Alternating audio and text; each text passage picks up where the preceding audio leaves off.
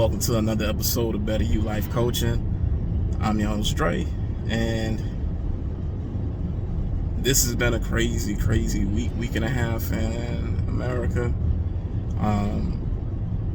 There was a shooting last weekend in New York at a grocery store. There's been a shooting a couple days ago at an elementary school in Texas, and it's kind of reignited the gun debate. And you have some black folks who, like Michael Blackson, who has said that they don't feel that Americans really should have guns outside of people in positions of authority. I'm assuming he means like law enforcement and maybe certain agency officials or something like that. Regardless, I don't agree with that take at all, but it's one that I find kind of not too much of a rarity amongst certain people, and it kind of gets to the larger point of the video today, which is, how can we as black people keep ourselves safe in America, or make ourselves as safe as possible?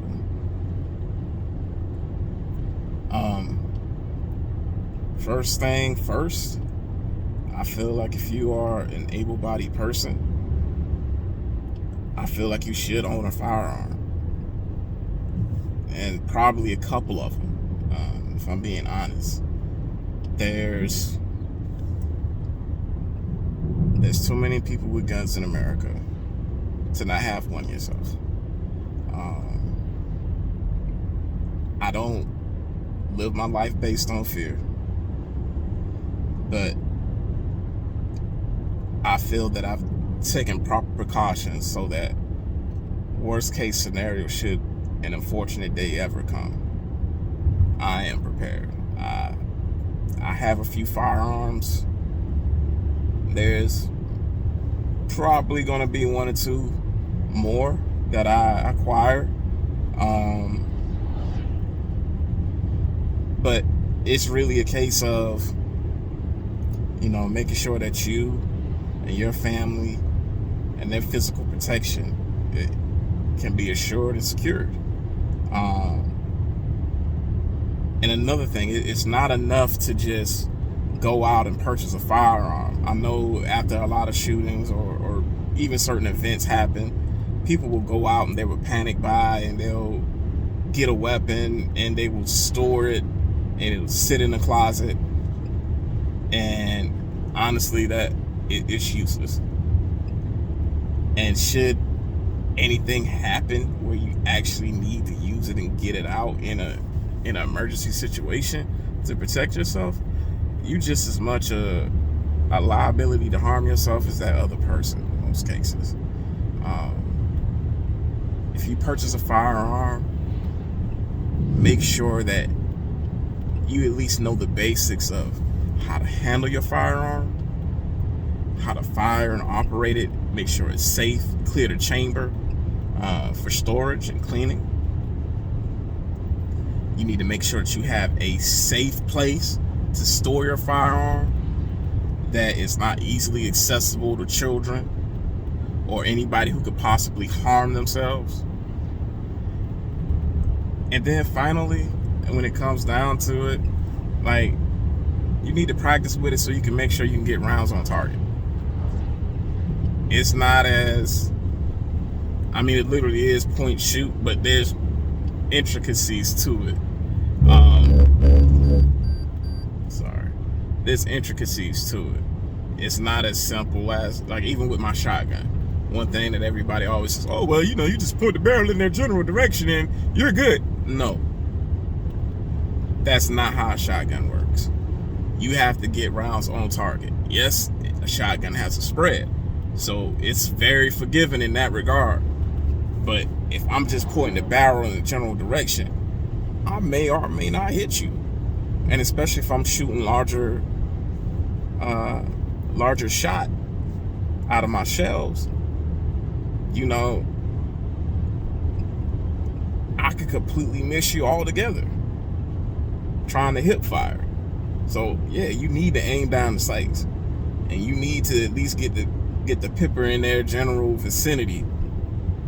And with the handgun, with the rifle, same thing. You got to get rounds on target. A weapon is useless if you can't get rounds on target in an emergency situation. Like, you need to be able to hit somebody. My 12 gauge got a lot of stopping power, but to stop somebody, I got to touch them with it. I mean, that's just real. Next, I think we got to be aware of our surroundings. I feel like a lot of times, and this goes to everybody, like I feel like we can make ourselves marked sometimes because we're moving in some degree of stupidity, or in some cases ignorance, and we're making ourselves targets for predators. And I feel that we have to really truly understand that relationship between predator and prey. Predators prey on those who are weakest, or who they're best able to exploit and capitalize on. There's a reason why when the lion chases and eats a gazelle, he's chasing the herd. He's looking for the weakest one. He ain't looking for the biggest or strongest. He's not looking for the apex. He's looking for who's gonna give him the least amount of fight. And as people, in some ways, I feel like we move in ways, especially when we go to places that we're unfamiliar with. We move in ways that can sometimes mark ourselves, whether it be conspicuous spending, whether it be simply not paying attention to our surroundings.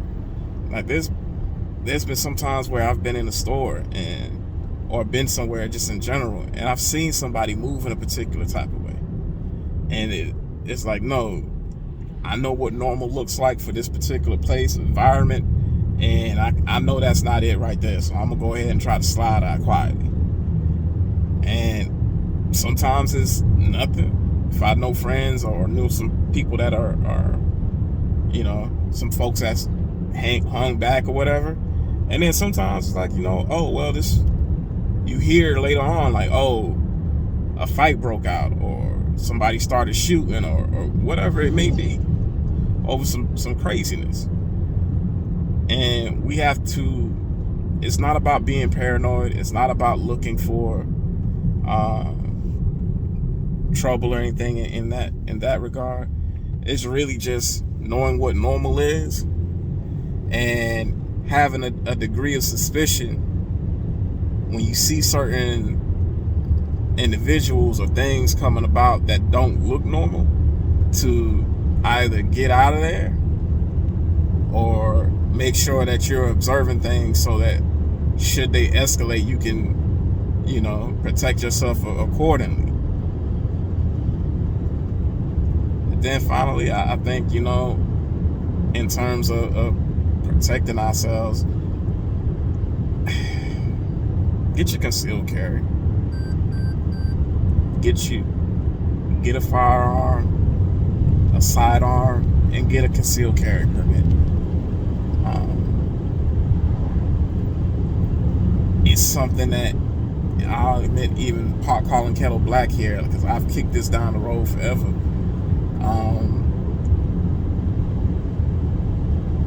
Not every state reciprocates other states for concealed carry permits, but it's one of those things where, at least in public places where it is allowed, because having a concealed carry doesn't mean you can carry your gun any and everywhere.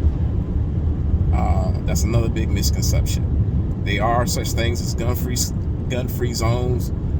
Generally speaking, it's going to be government buildings and schools and whatnot, unless you're like an officer of the law or some other type of official. And there might be others depending on your state's statutes. Some leave it up to the proprietors of establishments, so on and so forth.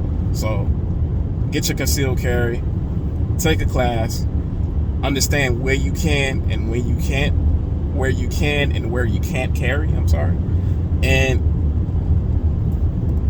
make sure that you have proper weapons training.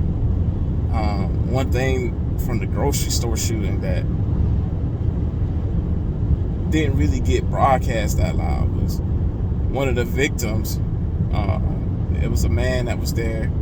He made it through the shooting, and he said simply, like, if it was easier to obtain a concealed carry permit, I think one or two other folks having a gun, being able to legally have a gun on them, could have gone a long way to stopping that guy before he killed so many innocent people. And that even that in and of itself is debatable. I mean, I kind of fall on the pro 2A side on that piece of it, but I think it is something there that, to say if somebody did have a gun, that maybe it would have made a difference, maybe it wouldn't have. But when it comes to these shootings,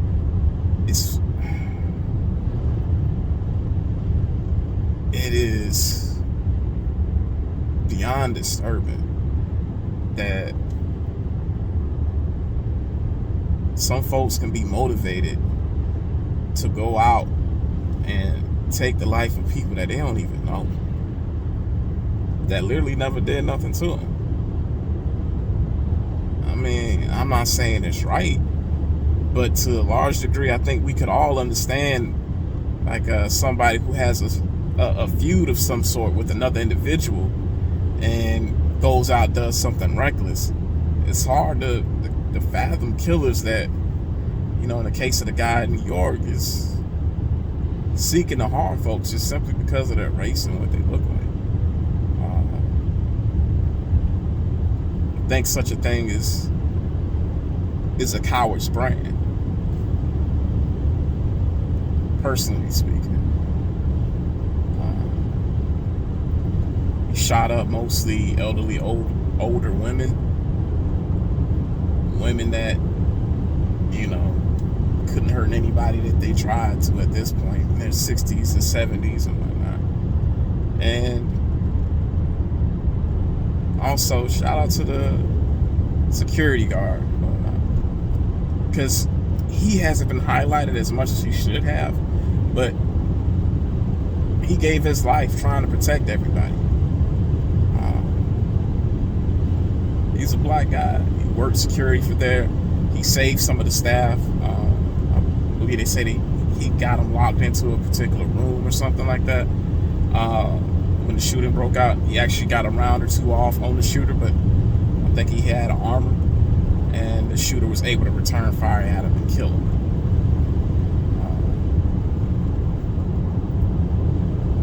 Ultimately, when it comes down to it, we have to protect ourselves as individuals. We have to take the precautions that are within our power that can make us feel safe in our home and in public. And to some degree, to a large degree, there's no way to say that such a thing can't happen or could be completely stopped from happening due to the dynamics of American society. I guess the persuasion that I fall on is this. I pray a lot of things should never come to me or mine or my doorstep or anything like that. But my mentality has always been, we all have to go some way. And if somebody comes and they intend to do you harm, give them all hell to pay. And make sure that you're taking care of yours and have done everything that you can to make sure that everybody's as safe as possible within your household.